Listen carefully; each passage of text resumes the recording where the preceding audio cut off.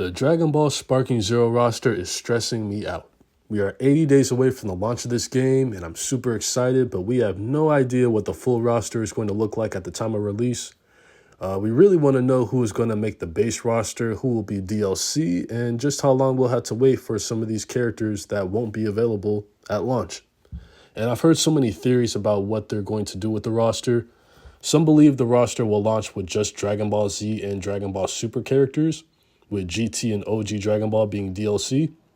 Another theory is that we might get the fan favorites like Kid Goku and Super Saiyan 4 Goku or Super Saiyan 4 Gogeta, while the others may come later down the line.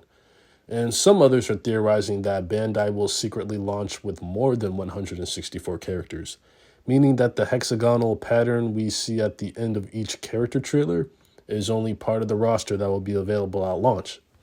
And honestly, that will be such a crazy misdirect, because for months, Bandai and Spike Chunsoft have been watching us make predictions and theorizing about what the complete roster will look like, and they'd just be laughing at how wrong we are the whole time, and just how much more they have coming for us at launch. Now, before I get into my thoughts and theories on this, I think we all need to take a deep breath and be grateful. No Dragon Ball game in history has ever launched with 164 characters, and many of these characters are going to be playable for the first time ever. And I don't want to hear that nonsense about transformations taking up the majority of the character roster, because you'd be right, but you'd also be wrong. If two characters play completely differently, of course it should count as a separate character. A lot of these characters have different forms with different movesets and combos that are being brought to the Budokai Tenkaichi series. Some of you might be better with Goku in than Goku mid. And some of you might be better with either Goku Super Saiyan form from mid, while others might be better with Goku Super Saiyan form from end of Z. So no, they aren't wasting character slots, and these are characters that deserve their own slots and will have unique movesets. And it's not like they stole a slot from anyone. Let's just be very clear about that as well.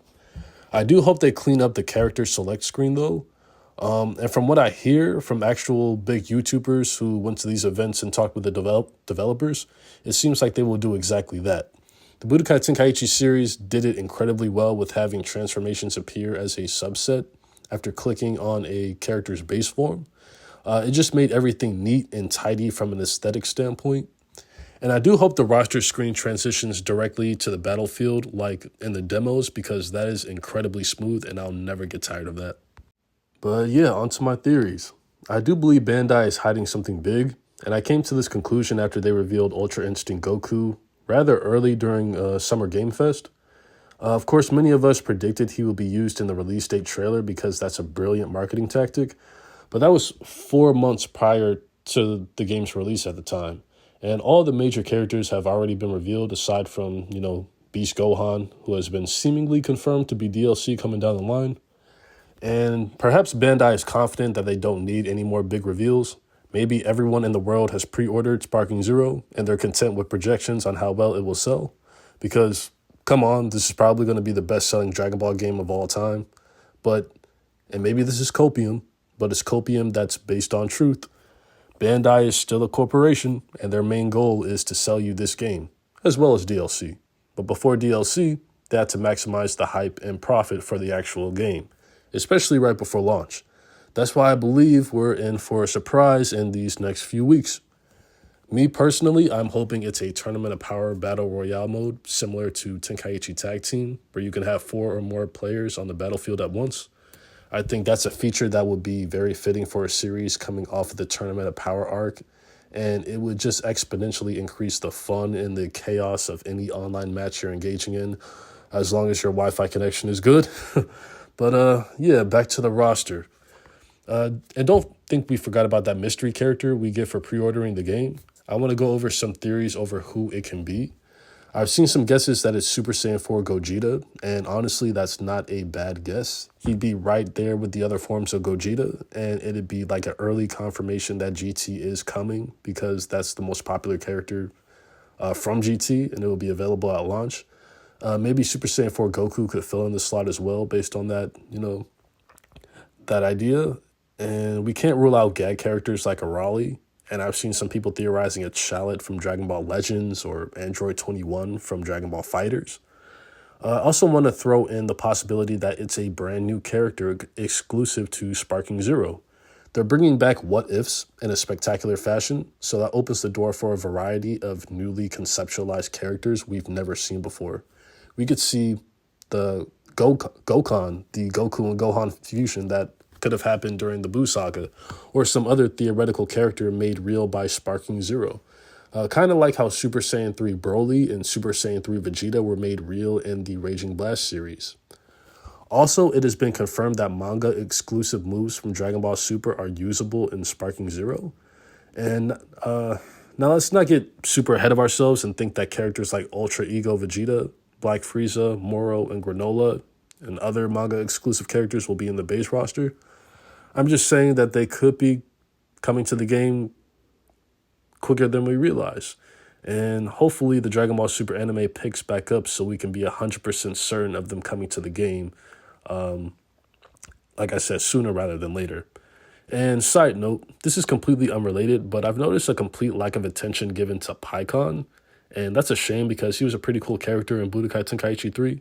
I hope him and other characters like Alabu make it into the game, not just for their movesets, but because I like their character designs and I think they add a lot of variety to the game. But ultimately, it looks like we're in the later stages of character reveals, and it's very interesting because we know some characters that definitely have to make the base roster. There's a trailer coming soon debuting gameplay from Super Saiyan 2 Gohan and Cell, as well as some of the other androids. And we still need the different forms of Majin Buu to make an appearance, which will probably be after the Cell one, if I had to guess. Wouldn't it be interesting if the next trailer featuring Cell and the other androids also had a surprise like the Fused Warriors trailer, and it was hiding some other characters, like movie characters like Android 13, 14, and 15, thereby confirming movie characters? But let's be honest, if there are surprise reveals in the next trailer that aren't in the V-Jump scans, it's probably just the different forms of Gohan and Cell, which I'm excited to see in action, so I'll definitely take that. But speaking of movie characters, they're also interesting because you have a lot of fan favorites there like Z Broly, Janemba, and Cooler. I really want to see Tapion and Hirudegarn as well. We can't leave out Bojack, and part of me thinks Hachiyak deserves to be here as well. He has a unique moveset and design that will be a great addition. The only question is there room for these characters, or even some of them, like the fan favorites, to be in the base game? When you factor all these characters in, the roster is much more complete than many of us may realize. Now it's just a waiting game to see when the characters we know are in the game get revealed, and if there are any surprises that make it into the final base game.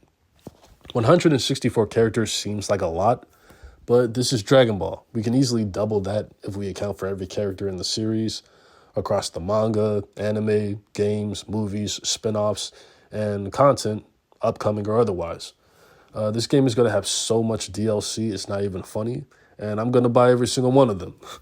But with that being said, how are you guys feeling about the Dragon Ball Sparking Zero roster? What are your predictions and theories? Do you think your main will be available at launch, or do you think you'll have to wait for them? And does Bandai have some surprises still in store for us? Please leave your comments down below, and while you're down there, please leave a like and subscribe. It really helps me out as a new YouTuber. Be sure to add me on PSN at StartedSaiyan13 so we can battle when Sparking Zero drops in just 80 days. And yeah, thanks for watching.